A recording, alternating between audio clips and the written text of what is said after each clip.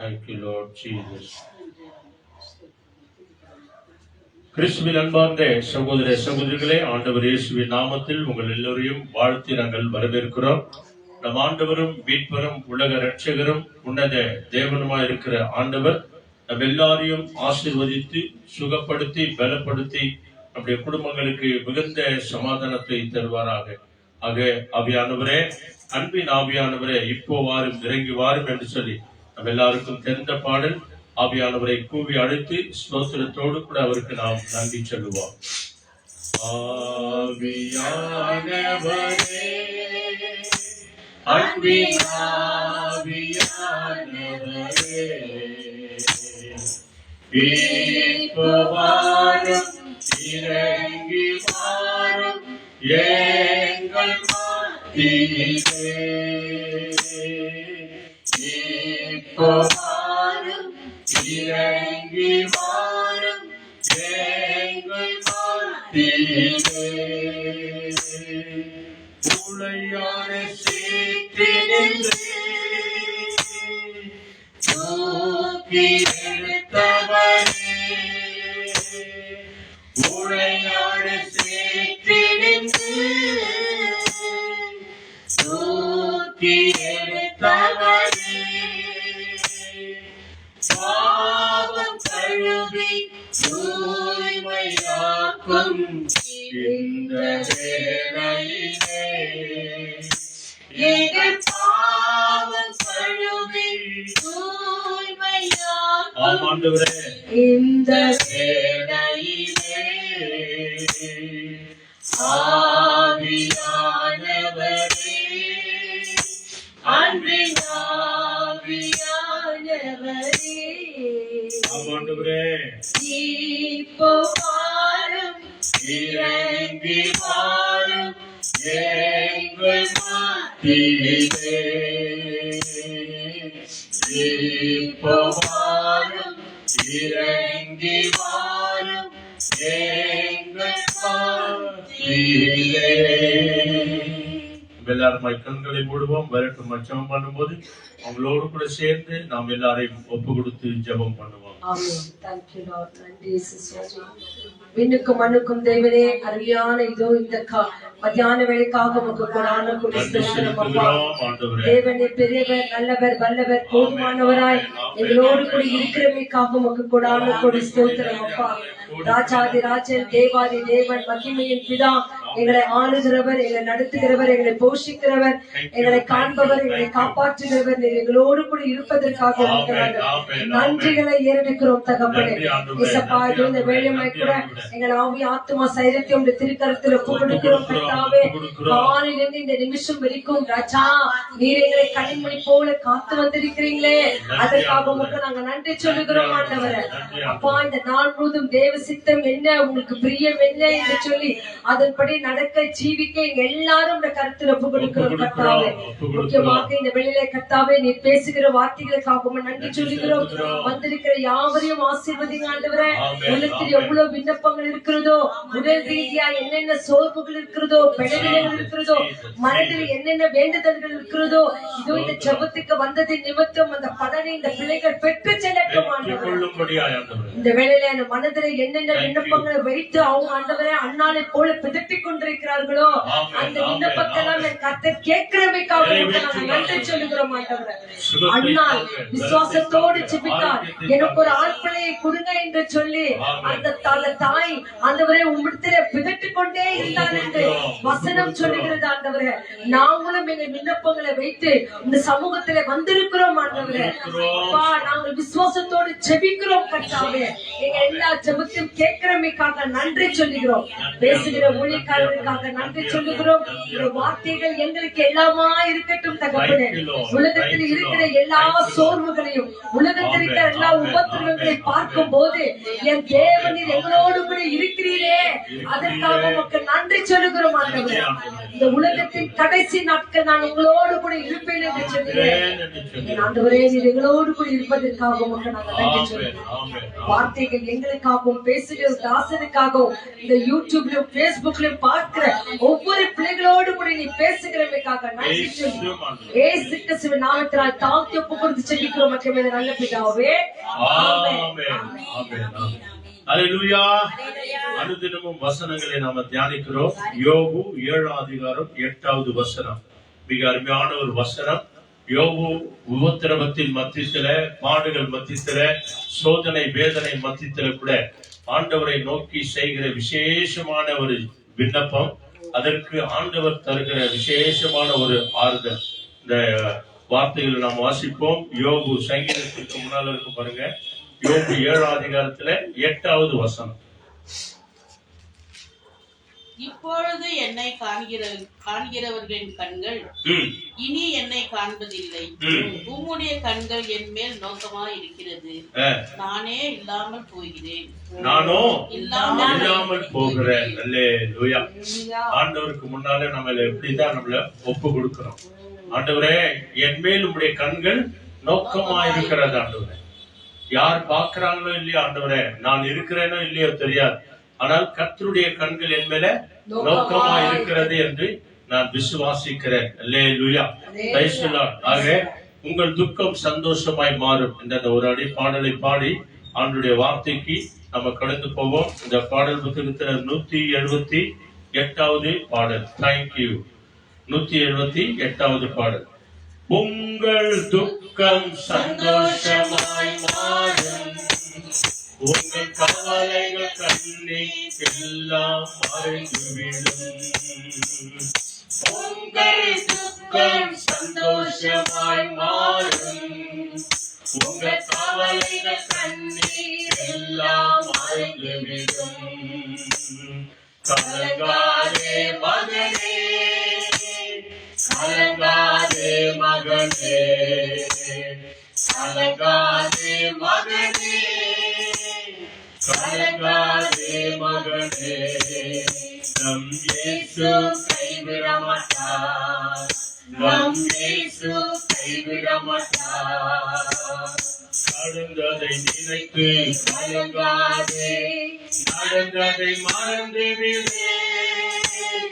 நடந்ததை நினைத்து கலங்காதே, நடந்ததை மறந்து விடு.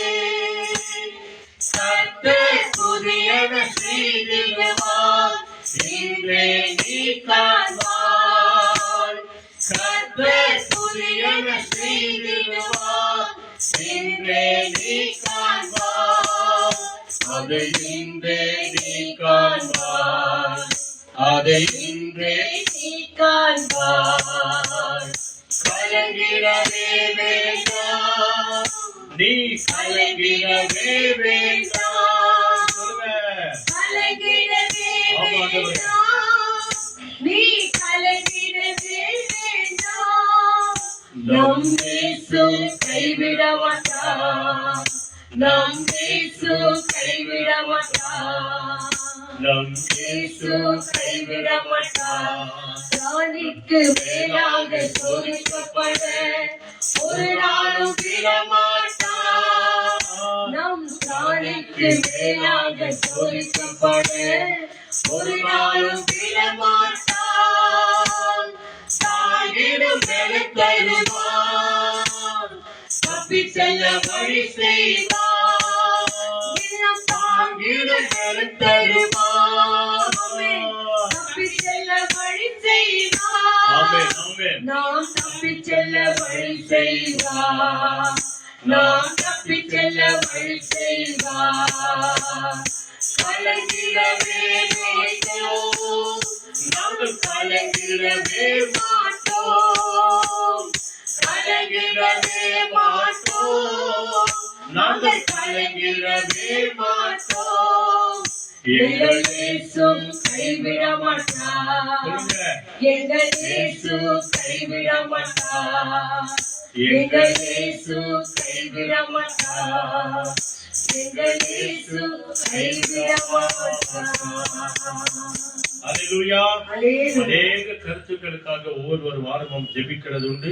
எல்லா ஜெபத்தையும் நாம கடைசியில நம்ம ஜெபம் பண்ண போறோம். தயவுசெய்து பைபிளை நாம் எடுத்துக்கொள்வோம். ஒரு சில வசனங்களை நாம தியானித்து ஆண்டவர் இந்த நாளில நமக்கு கொடுக்கிற ஒரு உரிமை என்ன, நாம் என்ன செய்ய வேண்டும், கிறிஸ்துவுக்குள்ளே இரு, கிறிஸ்துவுக்குள்ளே இரு, கிறிஸ்துவுக்குள்ளே வாழ் அப்படின்னு சொல்லி நிறைய பேர் சொல்லுவாங்க. நான் விசுவாசியா இருக்கிறேன், நான் ஆண்டவரை நம்புகிறேன் அப்படிலாம் நிறைய பேர் சொல்ற வார்த்தைகள் உண்டு. நிறைய போதகர்கள், நிறைய பிரதர்கள், நிறைய பாதிரிமார்கள் கூட கிறிஸ்துவுக்குள்ளே நீங்க வாழ்கிறது, உண்மையான கிறிஸ்தவனாய் வாழ்கிறது, உண்மையான கிறிஸ்தவர்களாய் நீங்கள் இருப்பது மிக நல்லது. உங்கள் பேச்சில, உங்கள் சிந்தனையில, உங்கள் எண்ணத்துல, உங்கள் பார்வையில அப்படி வாழ்வது அது மிக மிக சால சிறந்தது. இதுதான் இயேசுவுக்கு உண்மையான சாட்சிகள் என்று சொல்லி ஆண்டவர் இங்க அநேகர் சொல்லுகிறதை நம்ம கேட்கலாம். பைபிள்ல கூட அப்படித்தான் சொல்லு. சரி, இன்னைக்கு நம்ம சுருக்கமா ஒரு செய்தி நம்ம பார்க்க போகிறோம். என்ன அதற்குடைய தலைப்பு என்ன தெரியுமா? இயேசுவில் நிலைத்திருங்கள். அல்லேலூயா. என்ன தலைப்பு? இயேசுவில் நிலைத்திருங்கள். ஆண்டவரும் அதைத்தான் இன்றைக்கு நாம விரும்புகிறார்.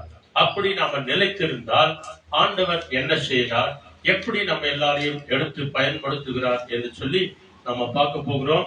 எல்லாரும் வாங்க, யோவான் 15ஆம் அதிகாரத்துல ஒரு வசனம் நம்ம விசேஷமாய் படிக்கலாம். இந்த ஒரு வசனத்தை நாம தியானம் பண்ணி ஆண்டவருடைய கரங்கள்ல நம்மை முழுமையாக ஒப்பு கொடுப்போம். நாம் அவருக்குள்ளே நிலைத்திருந்தால் நாம் எப்படி இருப்போம், நம்முடைய குடும்பம் எப்படி இருப்போம், நம்முடைய பிள்ளைகள் எப்படியா இருப்பார்கள். யோவான் 15ஆம் அதிகாரத்துல 4, 5, 6 ஒரு வசனத்தை நிதானமா படிங்க. யோவான் 15ஆம் அதிகாரம் 4வது வசனம் மேல இருக்குது பாருங்க. 4வது வசனம் படிங்க. என்னில் நிலைத்திருங்கள், நானும் உங்களில் நிலைத்திருப்பேன். கொடியானது திராட்சை செடியில் நிலைத்திராவிட்டால் அது தானாய் கனி கொடுக்கும். தானாய் கனி கொடுக்க மாட்டாதது. நீங்களும் என்னில் நிலைத்திராவிட்டால் கனி கொடுக்க மாட்டீர்கள். ஆகவேதான் ஆண்டவர் இயேசு தம்முடைய திருவாய் மலர்ந்து சொன்ன வார்த்தை அன்றைக்கு சீடர்களுக்கு சொன்னார். இன்றைக்கு விசுவாசிகளாகிய உங்களுக்கும் நமக்கும், இந்த ஆன்லைன்ல பார்க்கிற, இந்த யூடியூப்ல, இந்த பேஸ்புக்ல, வீடியோல பார்க்கிற ஒவ்வொரு விசுவாசிகளுக்கும், ஊழியக்காரர்களுக்கும் நம் எல்லாருக்கும் ஆண்டவர் சொல்கிற ஒரு விசேஷித்த ஒரு சத்தியம், இயேசுவில் நிலைத்திருங்கள். அல்லேலூயா. நீங்கள் என்னிலே நிலைத்திராவிட்டால் தானாய் என்ன பண்ண மாட்டீங்க, கனி கொடுக்க மாட்டீங்க. எந்த ஒரு நல்ல காரியமும் செய்ய முடியாது, எந்த ஒரு காரியத்தில நாம போகவும் முடியாது, செய்யவும் முடியாது.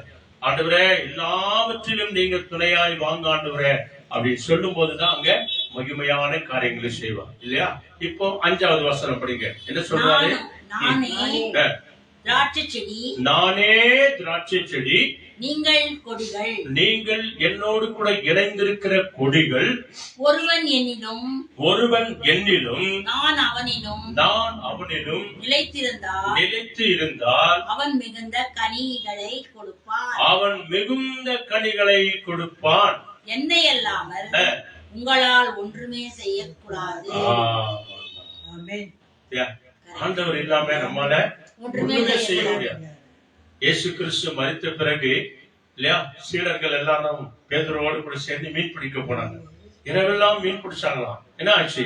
ஒண்ணு கூட கிடைக்கல. கடைசியில விடியற் காலையில இயேசு கரை ஓர நிற்கிறார். பிள்ளைகளே, சாப்பிடுறதுக்கு ஏதாவது இதா? ஆண்டவரே, இரவெல்லாம் மீன் பிடிச்ச ஆண்டவரே, ஒண்ணுமே கிடைக்கல ஆண்டவரே. ஏன் ஒண்ணு கிடைக்கல? உங்க மத்தியத்துல இயேசு இல்ல. இதனால் வரைக்கும் இயேசு இருந்தாரு. 2 மீனையும் 5 அப்பத்தையும் ஏராளமாய் 20,000க்கு மேற்பட்ட ஜனங்கள் சாப்பிட்டாங்க. அநேக அற்புதங்களை செய்தார், அநேக அதிசயங்களை செய்தார். அப்பெல்லாம் இயேசு ஓடு கூட சீடர்கள் இருந்தாங்க, சீடரோடு கூட இயேசு இருந்தார். ஆனா நாவெல்லாம் மீன் பிடிக்க போனாங்க, அந்த இடத்துல இயேசு இல்ல. விடியற் காலை சொல்லுகிறார், வலையை வலது பக்கமாய் போடுங்க. வலையை வலது பக்கமாய் போட்டு அந்த வலை கிழியத்தக்க மீன்களை எடுத்தார்கள் என்று சொல்லி பார்க்கிறோம். அல்லேலூயா. என்ன சொல்கிறது? நான் இன்று உங்களால ஒன்றும் செய்யக்கூடாது, செய்யவும் முடியாது. என்னில் நிலைத்திருந்தால் இல்லையா, நானே திராட்சை செடி, நீங்கள் அதுல இணைந்திருக்கிற கொடிகளா இருக்கிறீர்கள். இணைந்திருந்தால் நீங்கள் கனிகளை கொடுக்கிறவர்களாய், நல்ல காரியங்களை செய்கிறவர்களாய், உண்மை உள்ளவர்களாய், உத்தமம் உள்ளவர்களாய், சத்தியம் பேசுகிறவர்களாய், இயேசு கிறிஸ்துவின் உண்மையுள்ள சாட்சிகளாய் உன்னையும் உன் குடும்பத்தையும் நான் ஆசீர்வதித்து நடத்துவேன். ஆண்டவர் வாக்கு கொடுக்கிறார். அல்லேலூயா. 6வது வசனம் படிங்க. என்ன சொல்லுகிறது? ஒருவன் என்னில் நிலைத்திராவிட்டால், ஒருவன் என்னிலே நிலைத்திராமற் போனால், வெளியே எரியுண்ட கொடியைப் போல, வெளியே எரியுண்ட கொடியைப் போல அவன் எரிந்துண்டு உலர்ந்து போவான். உலர்ந்து போவான், அதாவது காஞ்சி போவான். அப்படிப்பட்டவைகளை சேர்த்து, அப்படிப்பட்ட எல்லா குப்பையானவைகளை சேர்த்து அக்கினியிலே போடுகிறார்கள். அக்கினியிலே போடுவார்கள். நம்ம எல்லாருக்கும் தெரியும் இல்லையா, இந்த வெயில் காலத்துல கொசு ஜாஸ்தி வரும் அப்படின்னு சொல்லி குப்பை எல்லாம் ஒன்னா சேர்த்து, அங்கங்க எரிஞ்சிருக்கிற இலைகள் எல்லாம் ஒன்னா சேர்த்து என்ன பண்ணுவான்? எரிய வச்சிடும் இல்லையா. எல்லாவற்றையும் சேர்த்து அவைகள் எரிந்து போகும். அவைகள் எரிந்து போகும். அல்லேலூயா. அப்போ நாம தேவனோடு கூட இணைந்திருக்கிறது எத்தனை அவசியமான ஒரு காரியம். கிறிஸ்துவுக்குள்ள வாழ்கிற ஒரு பாக்கியம் இந்த உலகத்திலே யாருக்குமே கிடைக்காத ஒரு பாக்கியம். இதை கேட்டுக்கொண்டிருக்கிற அன்பார்ந்த சகோதர சகோதரிகளே, ஆண்டவர் நிச்சயமாய் நமக்கு இப்படிப்பட்ட ஒரு பாக்கியத்தை கொடுத்திருக்கிறார். நாம் அவரோடு கூட இணைந்திருப்பது எத்தனை அவசியமா இருக்கிறது. அதுல 7வது வசனம் படிங்க. மிக முக்கியமான ஒரு வசனம். 7வது வசனம். நீங்கள் என்னிலும், மறுபடியும் சொல்றார் பாருங்க. நீங்கள நான் உணரணும். மெய்யாகவே மெய்யாகவே அப்படின்னு சொல்றார். உண்மையிலும் உண்மையாகவே ஒரு சில வார்த்தைகளை சொல்றார். இங்க மறுபடியும் சொல்றார் பாருங்க. நீங்கள் என்னிலும், என் வார்த்தைகள் உங்களிலும். பத்தியா, அங்க என்ன சொன்னாரு? நீங்கள் என்னில் இருந்தால் நான் உங்களில் இருப்பேன்னு சொல்றார். இங்க என்ன சொல்றாரு? நீங்கள் என்னிலும், என் வார்த்தைகள் உங்களிலும். ரெண்டும் ஒண்ணுதான். இயேசுதான் வார்த்தை, வார்த்தை தான் இயேசு. என் வார்த்தைகள் உங்களிலும் நிலைத்து இருந்தால், அதை விசுவாசித்து நீங்க தியானம் பண்ணி அது உங்க இருதயத்தில் நீங்க பத்திரப்படுத்தினால், நீங்கள் கேட்டுக்கொள்வது எதுவோ, நீங்கள் உங்கள் செபத்திலே கேட்டுக்கொள்வது எதுவா இருந்தாலும் சரி, அது உங்களுக்கு செய்யப்படும். அது உங்களுக்கு பரலோகத்திலிருந்து செய்யப்படும். சொல்லுங்க அல்லேலூயா. நம்முடைய கிறிஸ்தவ வாழ்க்கை எப்படி அப்படின்னு சொன்னா, நம்ம எப்பொழுதும் அனலா இருக்கணும், எப்பொழுதும் ஜெபம் பண்றவங்களா இருக்கணும், எப்பொழுதும் தேவனை நினைக்கிறவங்களா இருக்கணும், கடவுளை மறவாதபடிக்கு ஆலயத்துக்கு போக வேண்டிய நேரத்தில் ஆலயத்துக்கு போனோம், சர்வீஸுக்கு போற நேரத்துல சர்வீஸுக்கு போனோம், குடும்ப ஜெபத்துல நம்ம பங்கேற்கணும். இப்படிப்பட்ட ஜெப கூடாரங்களுக்கு போகும்போது நம்ம தவறாம போகணும் அப்படின்னு சொல்லிதான் ஆண்டவர் ஒரு காரியங்களை இந்த வேலையில சொல்றார். என்ன சொல்றார்? ஆவியானவர் உணர்த்துறாரு. அதாவது நெருப்பு எழுந்து கொண்டே ஒரு இடத்துல இருக்கும். நெருப்பு கன கன கன கனன்னு சொல்லி எழுந்து கொண்டிருக்கும். ஒண்ணு இல்லைங்க, அதுல ஒரே ஒரு துண்டு பீஸ். என்ன பீஸ்? இரும்பு பீஸ். அந்த இரும்பு எப்படியா இருக்கும்? இல்ல அந்த இரும்பு எப்படி இருக்கும்? கருப்பா இருக்கும் இல்லையா. அந்த கருப்பா இருக்கிற அந்த இரும்பு துண்டு பீஸ அந்த எரிகிற அக்கினியில கொஞ்ச நேரம் போட்டுங்க. அந்த எரிகிற அக்கினியில போட்டீங்க அப்படின்னு சொன்னா விறகெல்லாம் நல்ல அக்கினி கலரா இருக்கும். அந்த இரும்பு துண்டு போட்ட கொஞ்ச நேரத்திற்குள்ள அந்த இரும்பு துண்டு கலர் தெரியாது. என்ன தெரியும்? அக்கினி, அதாவது நெருப்பு துண்டு போல தெரியும். பாத்துக்கிறீங்களா நீங்க? நிறைய அந்த கிணவரெல்லாம் இது பண்ணும் போது கொஞ்ச நேரம் அந்த அனல்ல வச்ச உடனே அந்த நெருப்பை போல, நெருப்பு துண்டு போல அந்த இரும்பு மாறிடும். அப்படித்தான் கிறிஸ்துவ வாழ்க்கை. நம்ம எப்பொழுதெல்லாம் கிறிஸ்துக்குள்ள இருக்கிறோமோ நாம இயேசுவை போல் இருப்போம். அல்லேலூயா சொல்லுங்க. நம்ம எப்பொழுதெல்லாம் செபிக்கிறோமோ, எப்பொழுதெல்லாம் இயேசப்பா விசுவாசிக்கிறோமோ, எப்பொழுதெல்லாம் சாட்சியாய் வாழ்கிறோமோ, எப்பொழுதெல்லாம் கனி கொடுக்கிற ஒரு வாழ்க்கையை நம்ம வாழ்கிறோமோ, அப்போ நம்முடைய எண்ணங்கள், சிந்தனைகள், யோசனைகள் எல்லாம் எப்படி இருக்குமா? கிறிஸ்துவை போல் இருக்கும்.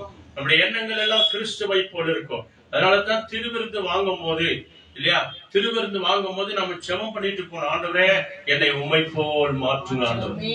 நீங்க எத்தனை பேர் ஜெபம் பண்ணிட்டு போறாங்க இல்லையா? எங்கேயோ பார்த்து அப்படியே போறது. ஒரு சிலர் அந்த முக்காடு கூட போடுறது, அந்த பயம் இல்லவே போடுது இல்லையா.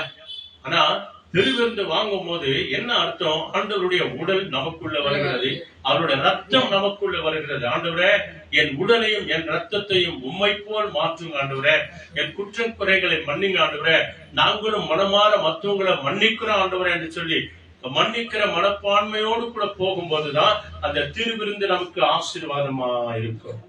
அல்லேலூயா. அபாத்திரமாய் ஒருவனும் அதுல பங்கேற்க கூடாது அப்படின்னு சொல்லி பைபிள் சொல்லுகிறது. பாத்திரவான்களாய் பாக்கியவான்களாய் ஒருவரை ஒருவர் மனமாற மன்னித்து இது இயேசு கிறிஸ்துவின் உடலாகவும் ரத்தமாய் இருக்கிறது என்று சொல்லி நாம் அந்த இடத்துல கடந்து போகும்போதுதான் இங்க சொல்லப்பட்ட இந்த உதாரணத்தை போல அந்த இரும்பு துண்டு எப்படியா இருந்ததா?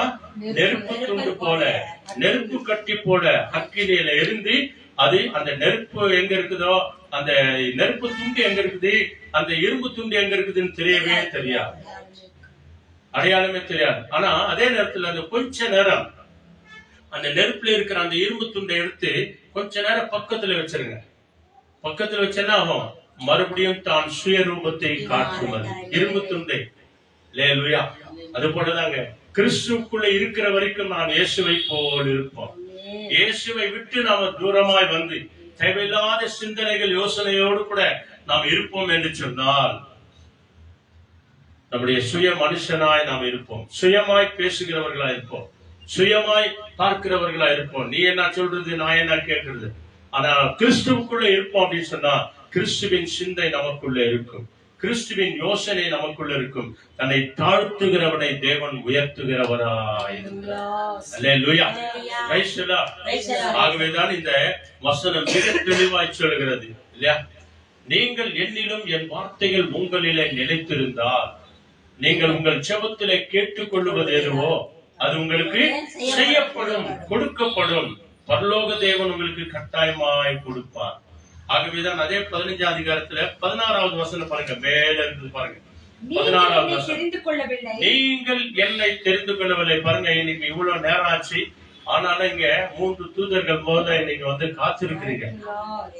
உங்களை வந்து அழைச்சு கொண்டு வந்தது ஆண்டவர் தான், நீங்களா வரல. நான் சொல்லுங்க, இங்க பைபிள் சொல்லுகிறேன் இல்லையா?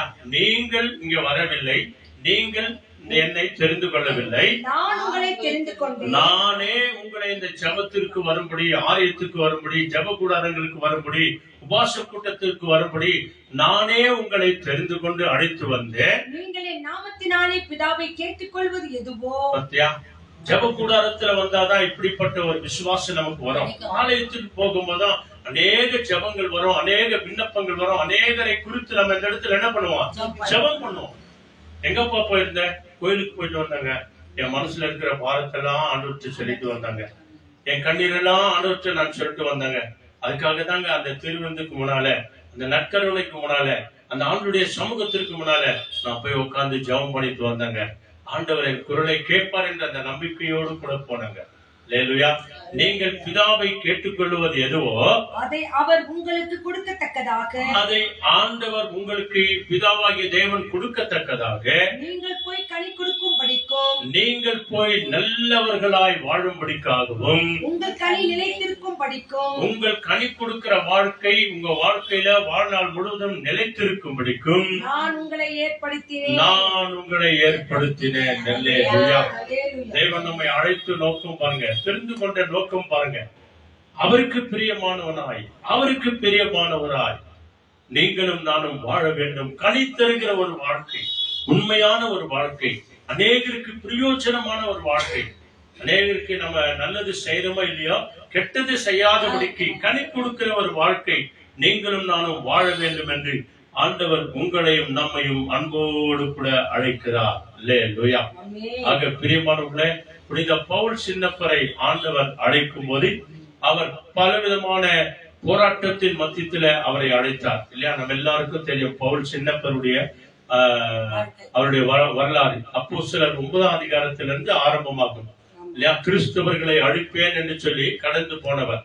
அவருடைய வாழ்க்கையில தேவன் அவரை அழைத்து அவர் செய்ய வேண்டிய காரியங்களை என்ன செய்ய வேண்டும் என்று சொல்லி தீர்க்கதரிசி அனனியா வழியாக அவருக்கு உணர்த்தி எல்லா காரியங்களும் அவருக்கு வெளிப்படுத்தி காட்டினார். அல்லேலூயா. அவருடைய வாழ்க்கையில அநேக போராட்டங்கள் வந்தது, பல பிரச்சனைகள் வந்தது. அந்த பல பிரச்சனையின் மத்தியில கூட அவர் விடாப்பிடியாய் ஆண்டவருடைய சமூகத்தை அவர் பிடித்துக் கொண்டார். அல்லேலூயா. அதுல ஒரு சில வசனங்களை மாத்திரம் நம்ம பார்க்கலாம். அப்போஸ்தலர் 9ஆம் அதிகாரத்துல 17வது வசனம் படிங்க.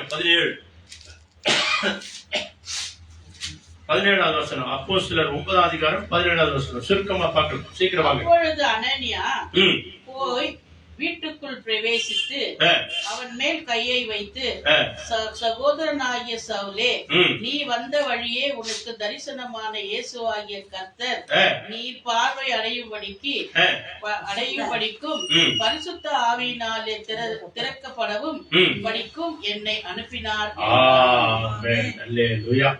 அதுக்கு முன்னால ஆண்டவர் வந்து அனனியா கிட்ட சொல்றாரு, தீர்க்கதரிசியின் இடத்துல, அப்பா இப்படிப்பட்ட ஒரு மனுஷன் வராரு, நீ இப்போ அவனை கொண்டு நான் என்ன செய்யணும் அப்படின்னு சொல்லி, நான் அவரை தெரிந்து கொண்ட பாத்திரம் அப்படின்னு சொல்றார். நான் அவரை தெரிந்து கொண்டேன். அவர் ராஜாக்களுக்கு முன்பதாக, அதிகாரிகளுக்கு முன்பதாக நின்று என்னை சாட்சியாய் சொல்லுவான். நீ போ, எதை குறித்தும் கவலைப்படாது. அவன்தான் துன்பப்படுத்தினவன், அவன்தான் சபைகளை கெடுத்தவன், பரவாயில்லை நீ போ, நான் தெரிந்து கொண்ட பாத்திரமா இருக்கிறான், அவனுக்காக நீ ஜெபம் பண்ணு என்று சொல்லி வந்து ஜெபம் பண்றார் இல்லையா? 18வது வசனம் என்ன சொல்லுது? படிச்சிட்டீங்களா? உடனே அவன் கண்களில் இருந்து மீன் செதில்கள் போன்றவைகள் விழுந்தது. அனனியா ஜெபித்த உடனே குருடானவருடைய கண்கள் என்ன ஆகப்பட்டது? திறக்கப்பட்டது. அவன் பார்வை அடைந்தான், எழுந்திருந்து ஞானஸ்தானம் பெற்றான். இதுதாங்க கிறிஸ்துவ வாழ்க்கை. அல்லேலூயா. கிறிஸ்துவுக்குள்ள இருக்கிறவங்களுடைய வாழ்க்கை.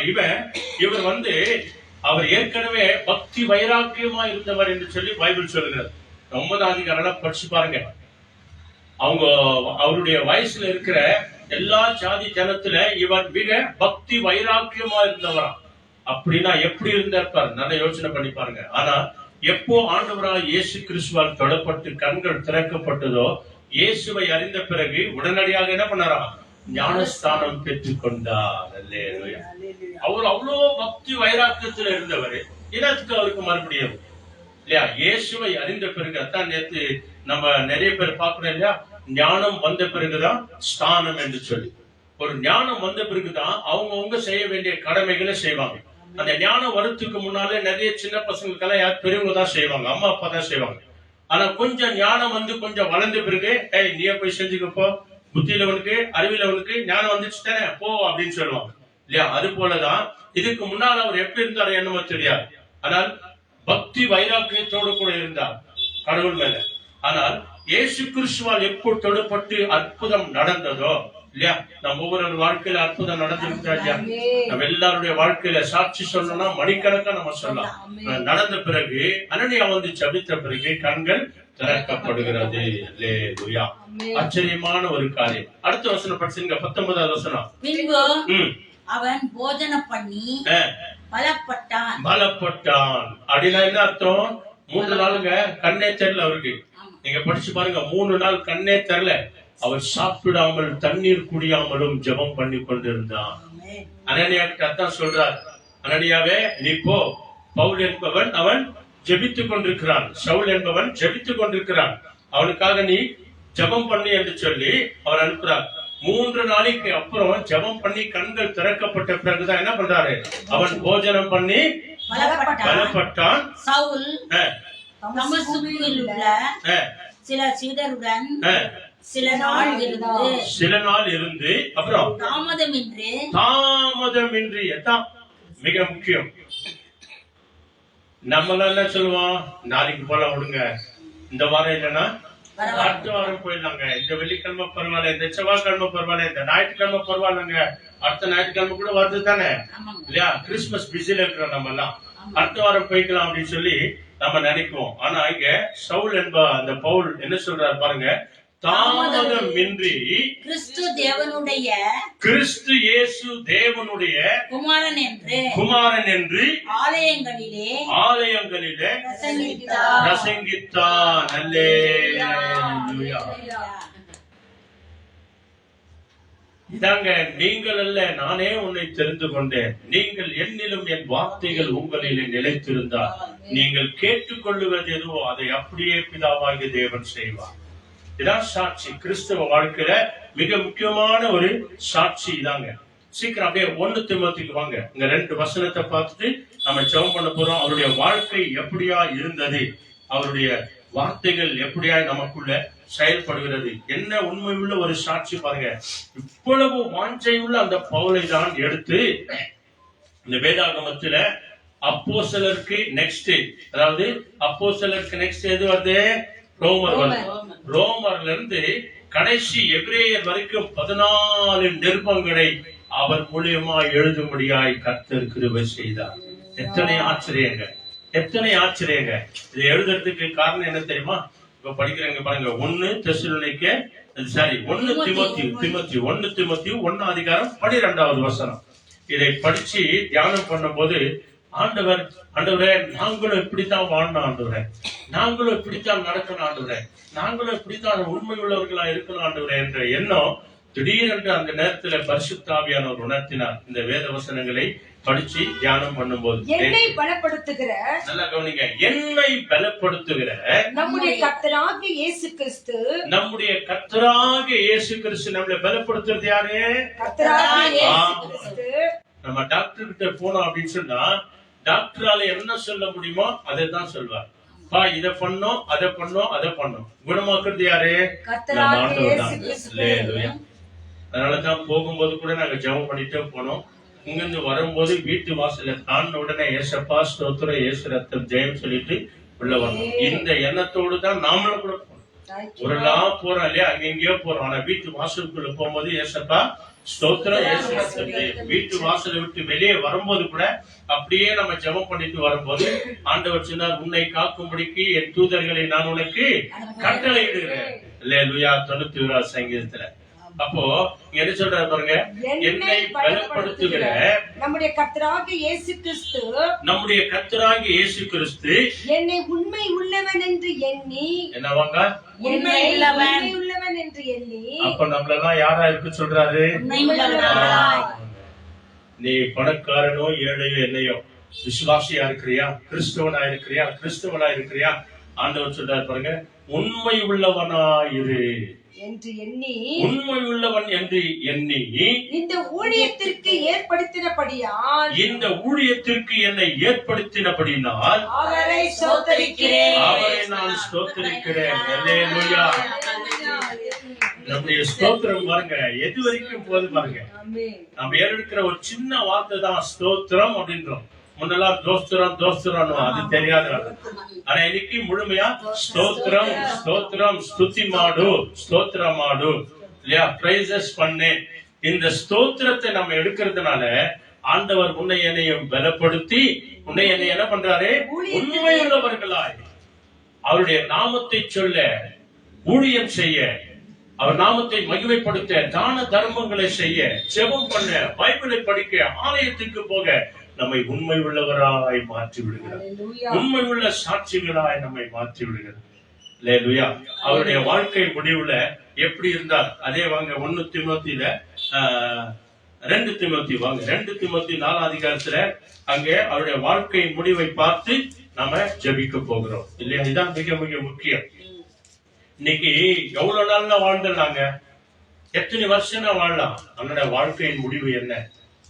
வாழ்க்கையின் முடிவு என்ன? இன்னைக்கு யாராவது ஒருத்தர் இறந்துட்டாங்க அப்படின்னு சொன்னா அவங்கள உயிரோடு இருக்கும்போது என்னென்ன பண்ணாங்க எல்லாத்தையும் வீடியோல போட்டு காட்டுவாங்க இல்லைங்களா. வீடியோல எல்லாத்தையும் போட்டு காட்டுவாங்க. அங்க போட்டு காட்டிட்டு இங்க உட்காந்து அழுதுக்குவாங்க, இப்படி எல்லாம் இருந்தாரு, இப்படி எல்லாம் இருந்தாரு. ஆனா அவர் இறந்த பிறகு அவர் எங்க போனாரு, எங்க வந்தாரு யாருக்குன்னா தெரியுமா? யாருக்கும் தெரியாதுங்க. ஆனா பவுலுடைய வாழ்க்கையில அவர் தீமோத்தேயுக்கு சொல்லும் போது, அந்த சபைக்கு சொல்லும் போது அங்க என்ன சொல்றாரு பாருங்க. 4ஆம் அதிகாரத்துல 2வது வசனம் என்ன சொல்றாரு? சமயம் வாய்த்தாலும் வாய்க்காவிட்டாலும் ஜாக்கிரதையாய் வசனத்தை பிரசங்கம் பண்ணு. எல்லா நீடிய சாந்தத்தோடும், நல்லா கவனிங்க, எல்லா நீடிய சாந்தத்தோடும் உபதேசத்தோடும் கண்டனம் பண்ணி, கண்டித்து கண்டனம் பண்ணி, கடிந்து கொண்டு புத்தி சொல்லு. கண்டனம் பண்ணினா என்ன அப்படின்னு அர்த்தம்? எல்லாரும் கண்டம் பண்ணிடுன்னு இல்ல, இல்ல நீ செய்து சரியில்லை, நீ செய்து சரியில்லை, நீ செய்து சரியில்லை அப்படின்னு சொல்லி தேவையில்லாத வார்த்தைகள் என்ன பண்ணு, கண்டனம் பண்ணி அன்பினாலே கடிந்து கொண்டு உபதேசம் பண்ணு. அதுக்குதான் ஆண்டவர் முன்னாடியே சொல்லிட்டார், நீடிய பொறுமையோடு கூட என்ன சொல்றாங்க, பொறுமையோடு கூட உபதேசம் பண்ணு, பொறுமையோடு கூட அவங்களை கண்டனம் பண்ணி கடிந்து கொண்டு புத்தி சொல்லு. இதுதாங்க பவுல் சின்னப்பர் நமக்கு கற்றுக் கொடுக்கிற ஒரு விசேஷித்த ஒரு சத்தியம். எப்படி அவர் செய்தார் இல்லையா, அவருடைய வாழ்க்கை முடிவுல அவர் என்ன சாட்சி சொல்றாரு பாருங்க. அது 7வது வசனம் படிங்க. 7வது வசனம் என்ன சொல்லி இது பண்றாரு பாருங்க. 7வது வசனம் சேம் அதே 2 தீமோத்தேயு 4வது அதிகாரத்துல 7வது வசனம். நல்ல போராட்டத்தை போராடி படிங்க, எல்லாரும் படிங்க. நல்ல போராட்டத்தை போராடினேன், ஓட்டத்தை முடித்தேன், விசுவாசத்தை காத்துக்கொண்டேன். இதுதாங்க வேணும். கடைசி நாள் வரைக்கும் என் விசுவாசத்தில் நான் நிலைத்திருப்பேன். இது எப்போ நடக்கும், நீங்கள் என்னிலும் என் வார்த்தைகள் உங்களிலே நிலைத்திருந்தால். நீங்கள் என்னிலும் என் வார்த்தைகள் உங்களிலே நிலைத்திருந்தால் நீங்கள் மிகுந்த கனிகளை கொடுக்கிறவர்களாக இருப்பீர்கள். அவர்களுடைய வாழ்க்கை பாருங்க, இப்பேற்பட்ட ஒரு பெரிய சிறந்த ஒரு பணக்காரர் தெரியுமா, ஆண்டவர் அழைக்கும் போது எத்தனையோ ஆயிரக்கணக்கான கோடி ரூபாய் அவர்கிட்ட இருந்துச்சான். அவர் நினைச்சிருந்தாருன்னா ஆண்டவருக்காக எத்தனையோ மாளிகைகளை, அரண்மனைகளை, அதாவது ஆலயங்களை அவர் கட்டியிருக்கலாம். ஆனா அவர் சொன்னது என்ன தெரியுமா, இவைகள் எல்லாவற்றையும் கிறிஸ்துவின் நிமித்தம், இங்கிலீஷ்ல சொல்லுது கவு டங் அப்படின்னு சொல்லி, இவைகள் எல்லாவற்றையும் குப்பையாகவும் மாட்டு சாணியாகவும் நான் எண்ணுகிறேன் அப்படின்னு சொல்லி. இல்லையா, இத்தனை அற்புதமான ஒரு சாட்சிங்க. ஆனா கடைசி வரைக்கும் அப்படித்தான் வாழ்ந்தாரு. ஒரு வீட்டுல கூட, ஒரு இடத்துல கூட போய் சும்மா ஓசி சாப்பாடு சாப்பிடவே இல்லை. அவர் டென்ட் போடுற வேலையை செஞ்சு, டென்ட் அடிக்கிற வேலையை செஞ்சு, அதுல வருகிற பணத்துல சம்பளத்தெல்லாம் சாப்பிட்டு வாழ்ந்தார் அப்படின்னு சொல்லி சரித்திரம் சொல்கிறார். டென்ட் போடுற வேலை, அதுல வருகிற சம்பளத்துல தான் அவர் சாப்பிட்டாராம். ஒரு போதும் ஒரு நாளும் மற்றவங்கிட்ட அவர் சாப்பிடவே இல்லை அப்படின்னு சொல்லி சரித்திரம் சொல்கிறார். அது தாங்க இங்க சொல்லுகிறது, நல்ல போராட்டத்தை போராடின ஆண்டவர் இயேசு கிறிஸ்துவின் மேல் இருந்த அந்த ஓட்டத்தை முடித்தேன், விசுவாசத்தை ஆண்டவர் மேல் வச்சிருந்த அந்த விசுவாசத்தை நான் காத்துக் கொண்டேன். என்னுடைய அலட்சியங்களோ தேவையில்லாத வார்த்தைகளினாலோ அந்த விசுவாசத்திலிருந்து விலகி வராதபடிக்கு நான் காத்துக் கொண்டேன். அடுத்த வசனம், இது முதல் கொண்டு நீதியின் கிரீடம் எனக்காக வைக்கப்பட்டிருக்கிறது. நீதியுள்ள நியாயாதிபதியாக கர்த்தர் அந்நாளிலே அதை எனக்கு தந்தருளுவார்.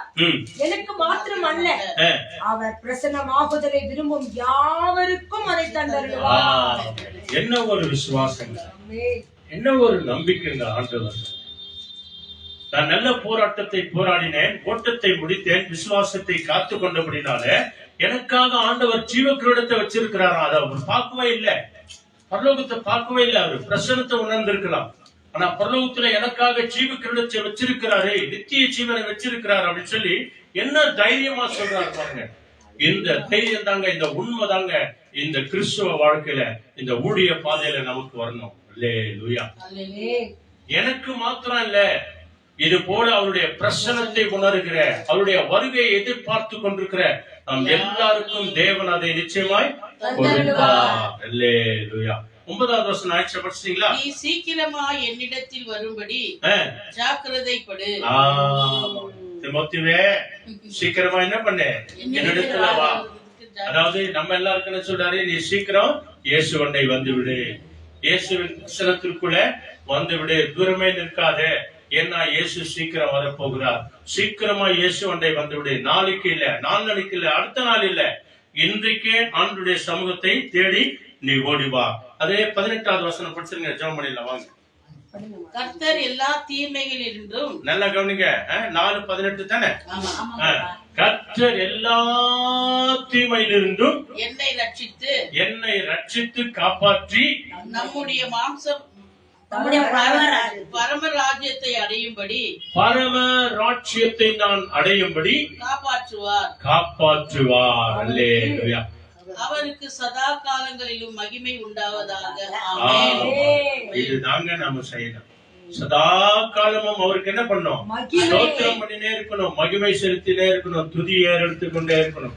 ரோட்ல போகும்போதும் வரும்போதும் ஏசப்பா ஸ்தோத்திரம், ஏசப்பா நன்றி ஆண்டவரே, துதிக்கிற ஆண்டவரே, ஆராதிக்கிற ஆண்டவரே, மகிமைப்படுத்துகிற ஆண்டவரே என்று சொல்லி எண்ணத்தோடு கூட நாம போகும்போது தேவன் மகிமையான காரியங்களை அவர் செய்வார். அல்லேலூயா. என்னை ரட்சிக்கிறவர் அவர், எல்லா தீமை நின்று என்னை ரட்சிக்கிறவர். நீங்கள் அல்ல, நானே உங்களை தெரிந்து கொண்டேன். நீங்கள் என்னிலும் என் வார்த்தைகள் உங்களிலே நிலைத்திருந்தால் நீங்கள் கேட்டுக்கொள்வது எதுவோ அது எல்லாம் உங்களுக்கு செய்யப்படும். ஜெபம் பண்ணலாமா? எல்லாருமாய் கண்களை மூடி ஜெபம் பண்ணுவோம். எங்களை நேசிக்கிற நல்ல பிதாவே, அருமையான ஆசீர்வதிக்கப்பட்ட நல்ல நேரத்திற்காய் ஸ்தோத்திரம். ஆண்டவரே, இந்த உபவாச கூட்டம் தடையாகாதபடிக்கு ஆண்டவரே, நேரம் கழித்தாலும் ஆண்டவரே, இந்த சமூகத்திலே சுவாமி 3 தூதர்களை போல அருமையான தாயார் ஜெசியம்மாவையும் ஆண்டவரே, சுவாமி ஜெயாமாவையும் ஆண்டவரே ரச்சனாமாவையும் நீர் கொண்டு வந்த கிருபைக்காக நன்றி. அடியேனையும் வயலட்டையும் கரத்தில் ஒப்பு கொடுக்கிறோம். எங்கள் குடும்பத்தையும் கரங்களை ஒப்பு கொடுக்கிறோம். ஆண்டவரே, பிதா குமாரன் பரிசுத்த ஆவி நாமத்தினால இந்த தாய்மார்களுக்கு இருக்கிற எல்லா பலவீனத்திலிருந்து தேவன் பலப்படுத்தி சுகப்படுத்தி கர்த்தராகிய இயேசு கிறிஸ்துவினால என்னை பலப்படுத்துகிற தேவன் என்னை உண்மை உள்ளவர் என்று அழைத்திருக்கிறார். சாட்சியுள்ள மகனாய் மகளாய் என்னை அழைத்திருக்கிறார் என்று சொல்லி ஆண்டவரே வேதத்தில வாசித்த பிரகாரம் நாங்கள் நல்ல போராட்டத்தை போராடி ஆண்டவரே ஓட்டத்தை முடித்து விசுவாசத்தை காத்துக் கொள்கிறவர்களாய் ஆண்டவரே, நீங்கள் என்னிலும் என் வார்த்தைகள் உங்களிலும் நிலைத்திருக்க வேண்டும், அப்பொழுது நீங்கள் மிகுந்த கனிகளை கொடுக்கிறவர்களாய் இருப்பீர்கள் என்று சொல்லி ஆண்டவரே, நாங்கள் உலர்ந்து போன செடிகளாய் கொடிகளாய் அல்ல ஆண்டவரே, உண்மையிலே நிலைத்திருக்கிற செடியோடு கூட கொடி இணைந்திருக்கிற கனிகளை கொடுக்கிற மரங்களாக, செடிகளாக, கொடிகளாக எங்களை மாற்றுகிறதற்காக கோடி கோடி நன்றி ஆண்டவரே. நாங்கள் அநேகருக்கு கடைசி நாள் வரைக்கும் சுவாமி இந்த உடல்ல உயிர் ஒட்டி இருக்கிற வரைக்கும், உள்ளத்திலே மூச்சு இருக்கிற வரைக்கும் ஆண்டவரே, இயேசு கிறிஸ்துவுக்கு உண்மையில சாட்சிகளாய் வாழ முடியாது ஆண்டவரே. இந்த நாளில கூட ஆண்டவரே, எங்க குடும்பத்தாரை ஒவ்வொருவரும் கருத்தில் ஒப்பு கொடுக்கிறோம். என்னென்ன ஜெப விண்ணப்பங்கள் ஆண்டவரே, அநேக நோயாளிகளை உங்களுடைய கரங்களை ஒப்பு கொடுக்கிறோம் ஆண்டவரே. ஒவ்வொரு நோயாளிகளை கர்த்தருடைய கரம் தாங்கும்படியா நாங்கள் செபிக்கிறோம். விசேஷமாய் தச்சம்மாவுக்காக நாங்கள் செபிக்கிறோம். தாயருக்கு இருக்கிற எல்லா பலவீனங்களை மாற்றி ஆண்டவரே, உஷா நான்சிக்கு இருக்கிறதால எல்லா பலவீனங்களை ஜுரங்களை மாற்றி நல்ல சுகத்தையும் பலத்தையும் கொடுத்து வருகின்ற நாட்கள் ஆண்டவரே கர்த்தருக்காக காலூன்றி நிற்கிறவர்களாய் மாற்றி, இன்னும் அநேகருக்கு ஆண்டவரே முட்டி வலிகள் ஆண்டவரே, இந்த முட்டி வலிகள் மேலுடைய கைகளை வைக்கிறதற்காக கோடா கோடி ஸ்தோத்திரம் ஆண்டவரே. முட்டி முழங்கால்களை பலப்படுத்துவீராக. ஆலயங்களுக்கு நடந்து வருகிறதற்கு, ஓடி வருகிறதற்கு தேவன் பலன் கொடுப்பீராக ஆண்டவரே. ஆண்டவரே, திருமணத்திற்காய் காத்திருக்கிற ஒவ்வொரு வாலிப பிள்ளைகளுக்காக நன்றி. இயேசுவின் நாமத்தினாலே திருமண வாசலை திறக்க வேண்டுமா நாங்கள் செபிக்கிறோம் ஆண்டவரே. படித்த பட்டதாரிகளுக்காக ஸ்தோத்திரம். ஒவ்வொரு பட்டதாரிகளுக்கு நல்ல வேலை கிடைத்து ஆண்டவரே, அந்த படித்த படிப்புக்கு தக்க வேலை கிடைத்து தக்க சம்பளம் கிடைக்க ஆண்டவரே, குடும்ப தேவைகள் சந்திக்கப்பட கர்த்தர் கிருபை செய்கிறதற்காக நன்றி. இன்றைக்கு மருத்துவமனையில ஆண்டவரே அநேகர் கஷ்டப்பட்டு வேதனைப்பட்டு கண்ணீர் வடித்துக் கொண்டிருக்கிற ஒவ்வொருவருடைய கூக்குரலை கேட்டு ஆண்டவரே, தேவன் மனம் இறங்கி எசேக்கியாவின் விண்ணப்பத்தை கேட்டேன், எசேக்கியாவின் கண்ணீரை கண்டேன், நான் அவனை குணமாக்குவேன் என்று சொல்லி 15 ஆண்டுகளை கூட்டிக் கொடுத்த அதே தேவன் இன்றைக்கு நீர் ஜீவனுள்ள தேவனாய் இருக்கிறீர், உயிரோடு இருக்கிற தேவனாய் இருக்கிறீர். உடைய ஆணிப்பா இந்த கரத்தினால ஒவ்வொருவரையும் தொடுங்க ஆண்டவர். ஆண்டவரே, நீர் அப்படியே செய்ய போவதற்காக கொடா கொடி ஸ்தோத்திரம் ஆண்டவர். ஆண்டவரே, கவர்மெண்ட் சர்வெண்டா இருக்கிற ஒவ்வொரு டாக்டரையும், போலீஸ்காரரையும், மிலிட்டரிக்காரரையும் ஆண்டவரே, சென்ட்ரல் கவர்மெண்ட் முதற்கொண்டு ஸ்டேட் கவர்மெண்ட் ஒவ்வொரு கவர்மெண்ட் சர்வெண்டையும் ஆண்டவரே உடைய அன்பு கரங்களை ஒப்பு கொடுக்கிறோம் ஆண்டவரே. ஒவ்வொரு வார்ட் பை நர்ஸுகளை கூட உடைய கரங்களை ஒப்பு கொடுக்கிறோம். ஒவ்வொரு கிறிஸ்துவ நீர் அப்படியே செய்ய போகிறதற்காய் நன்றி. இந்த கேட்ட இந்த சத்தியம் ஆண்டவரே அநேகருடைய வாழ்க்கைக்கு பிரயோஜனமாய் ஆசீர்வாதமா இருக்கட்டும் ஆண்டவரே. பரிசுத்த ஆவியான தேவனே, என்னை மறைத்து நீர் உம்மை வெளிப்படுத்தின கிருபைக்காக நன்றி. சிலுவையின் நிழலிலே என்னை மூடி மறைத்துக் கொண்டமைக்காக நன்றி. நீர் பேசினீர் ஆண்டவரே, உம்முடைய வார்த்தைகள் அநேகருக்கு ஆசீர்வாதமாய், பிரயோஜனமாய், பலமாய், சமாதான, சந்தோஷத்தை, சுகத்தை, செழிப்பை கொடுக்கிறதா இருக்கட்டும் ஆண்டவரே. அப்படியே நீ செய்தமைக்காக நன்றி. இயேசு கிறிஸ்துவின் அற்புத நாமத்தில் எல்லாவற்றிற்காக நன்றி சொல்லி செபிக்கிறோம் ஜீவனுள்ள நல்ல பிதாவே. ஆமென். எல்லாருடைய வலது கை இருதயத்தின் மேல் கை வைத்து சொல்லுவோம். என் ஆத்துமாவே கர்த்தரை ஸ்தோத்திரி, என் முழுமே பரிசுத்த நாமத்தை ஸ்தோத்திரி. என் ஆத்துமாவே கர்த்தரை ஸ்தோத்திரி, கர்த்தர் செய்த சகல உபகாரங்கள் என்று மறவாதே. ஆமென். ஆண்டவராகிய இயேசு கிறிஸ்து வழிகாட்ட நம்ம எல்லாருக்கும் முன்னும் காவலாயிருக்க பின்னும் காத்து நடத்த நமக்கு மேலும் அவர் நம்மை அனுதினமும் ஆசீர்வதித்து வழிநடத்த நம்முடைய இல்லங்களிலும் உள்ளங்களிலும் இன்றைக்கு என்றைக்கும் சதா காலமும் நம் எல்லாரோடும் கூட இருப்பாராக. ஆமென். ஆமென். ஆமென். ஆமென். ஹல்லேலூயா. ஹல்லேலூயா. நீங்கள் என்னில் நிலைத்திருங்கள், நானும் உங்களில் நிலைத்திருப்பேன் என்று சொல்லி தேவன் இந்த நாளிலே நல்ல ஒரு வார்த்தை கொண்டு நம்மளோடு கூட பேசினார். ஒரு சுருக்கமான ஒரு நற்செய்தியா இருந்தாலும் ஆழமான ஒரு சத்தியத்தை நாம் கேட்டோம். பவுல் எப்படி தேவனுக்காக வாழ்ந்தாரோ நாமும் அவரை போல வாழ்வோம். அவருக்காய் ஜீவக்கிரீடத்தை பெறுகிற வரைக்கும் போராடுவோம். ஆகவே இந்த நாளிலே ஆன்லைன்ல பார்த்து கொண்டிருக்கிற, பேஸ்புக்ல பார்த்து கொண்டிருக்கிறவங்க ஒவ்வொருவரும் ஆண்டவராகிய இயேசு கிறிஸ்துவின் நாமத்தினாலே உங்களை வாழ்த்துகிறோம்.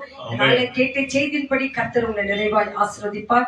இது செலின் அவங்க மகன் கிளாட்வின், அந்த மகனுக்கு திருமணம் ஜனவரி மாதம் என்று சொல்லி அந்த சகோதரி வரும்போது என் மகனுக்காக ஜெபித்துக் கொள்ளுங்கள், தடைகளை கர்த்தர் மாற்றணும்னு சொல்லிட்டு அந்த மகனுக்காக ஜெபிக்க கேட்டீங்க. கர்த்தர் விசுவாசத்தின்படியே உங்களுக்கு நிறைவான காரியங்களை கர்த்தர் செய்வார்.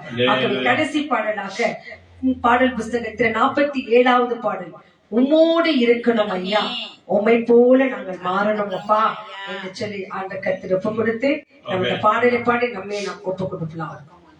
உம்மோடு இருக்கணுமே ஐயா, உம்மை போல் மாறணுமே. உம்மோடு இருக்கணுமே ஐயா, உம்மை போல் மாறணுமே. உலகின் ஒளியால் மலை மேல் அமர்ந்து வெளிச்சம் கொடுக்கணுமே. உலகின் ஒளியால் உலகின் ஒளியால் மலை மேல் அமர்ந்து வெளிச்சம் கொடுக்கணுமே. வெளிச்சம் கொடுக்கணுமே.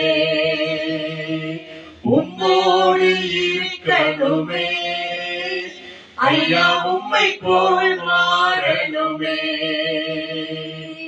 உம்மோடு இருக்கணுமே ஐயா, உம்மை போல் மாறணுமே. வார்த்தை என்னும் வலையில் ஏந்தி யுத்தம் செய்யணுமே. வார்த்தை என்னும் வலையை ஏந்தி யுத்தம் செய்யணுமே. விசுவாசம் என்னும் கேடயத்தால் பிசாசை வெல்லணுமே. நான் விசுவாசம் என்னும் கேடயத்தால் பிசாசை வெல்லணுமே. சொல்லலாமா? உம்மோடு இருக்கணுமே ஐயா, உம்மை போல் மாறணுமே.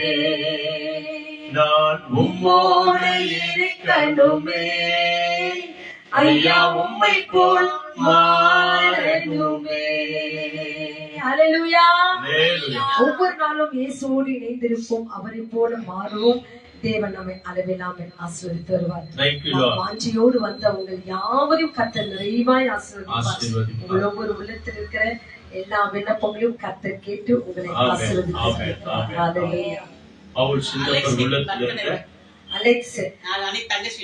அலெக்ஸ்க்கு இன்னைக்கு பர்த்டே, உங்களுக்கு ஹாப்பி பர்த்டே என்று சொல்லி இயேசுவின் நாமத்தினாலே உங்களை வாழ்த்துகிறோம். இன்னும் பன்னாண்டு காலம் வாழ்க என்று சொல்லி இயேசுவின் நாமத்தினால் வாழ்த்துகிறோம்.